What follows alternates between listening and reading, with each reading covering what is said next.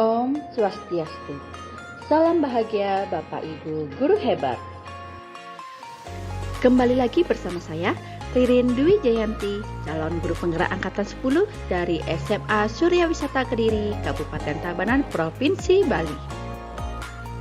Pada video demonstrasi kontekstual saya kali ini, saya akan melaksanakan praktek segitiga restitusi terhadap satu murid di sekolah sebagai implementasi pemahaman saya terkait materi modul 1.4 budaya positif, yaitu segitiga restitusi.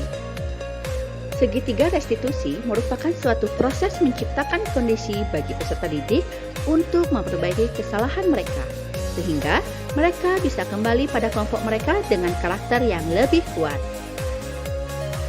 Dalam segitiga restitusi, ada 3 tahapan yang harus dilakukan, yaitu menstabilkan identitas, memvalidasi tindakan yang salah, dan menanyakan keyakinan.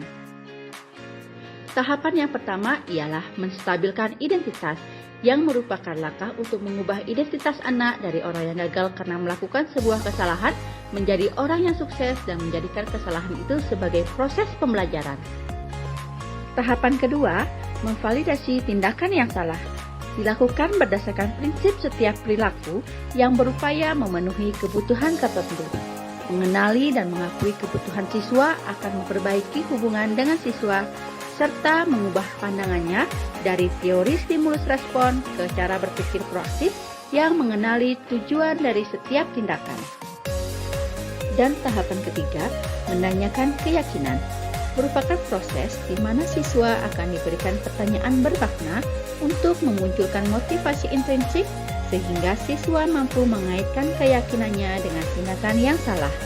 Ketika identitas sukses telah tercapai dan tingkah laku yang salah telah divalidasi, maka siswa akan siap untuk dihubungkan dengan nilai-nilai yang dia percaya. Pada penerapan segitiga restitusi ini, saya melakukan pendekatan terhadap 2 kasus yang saya temui di sekolah. Kasus pertama, Febrian sering acuh tak acuh saat mengikuti pelajaran sosiologi. Febrian kerap bermain HP saat Bapak Rai selaku guru sosiologi sedang menjelaskan.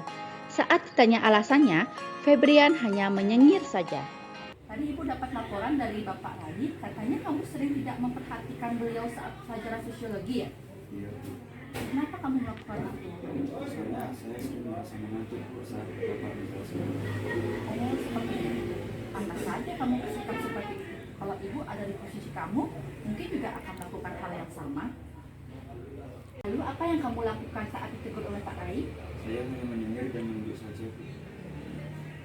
Gitu ya. Pasti ada alasan lain yang mendasari kamu sehingga melakukan hal itu. Iya, Bu. Saya hanya berusaha mengalihkan rasa mengantuk saya dengan bermain HP, Bu. Pantas saja kamu bermain HP saat pelajaran. Tapi apakah kamu sadar akan tindakan kamu itu sudah menyinggung perasaan beliau? Apakah itu sudah sesuai dengan keadaan kelas kita? Iya, Bu. Saya sadar apa yang saya lakukan sudah tidak sesuai dengan keyakinan kelas untuk selalu fokus mengikuti pembelajaran dan menghormati guru yang sudah mengajar. Baiklah, jika kamu menyadari hal tersebut, berarti kamu memahami keyakinan kelas kita, salah satunya adalah saling menghormati. Lalu, apa yang akan kamu lakukan untuk memperbaiki hal ini? Apakah kamu punya solusinya? Saya akan meminta maaf kepada Bapak Rai dan menjelaskan alasan saya membuat kesalahan tersebut. Dan saya akan mengusulkan kepada beliau untuk menggunakan media pembelajaran yang menyenangkan dan memanfaatkan hak guru. Bagus sekali usulan kamu. Ibu setuju sekali akan hal itu. Ibu harap apa yang kamu usulkan ini dapat diterapkan dengan baik dan benar-benar dapat memotivasi kamu dan teman-teman yang lain untuk fokus dalam belajar dan menjalin kolaborasi yang baik antara siswa dan guru. Kasus kedua, Satya sering membolos dan permisi saat mengikuti pelajaran seni budaya. Pak Yuda selaku guru pengampu mengeluhkan hal ini karena Satya tidak pernah mengumpulkan tugas serta kehadiran di kelas sudah mendekati batas maksimal kehadiran yang harus dilaksanakan oleh siswa. Ya, Ibu mendapat laporan bahwa kamu sering sekali meminta izin pulang lebih dahulu dan tidak mengikuti pelajaran seni budaya. Apakah itu benar? Seingat kamu, sudah berapa kali kamu tidak mengikuti pelajaran ini?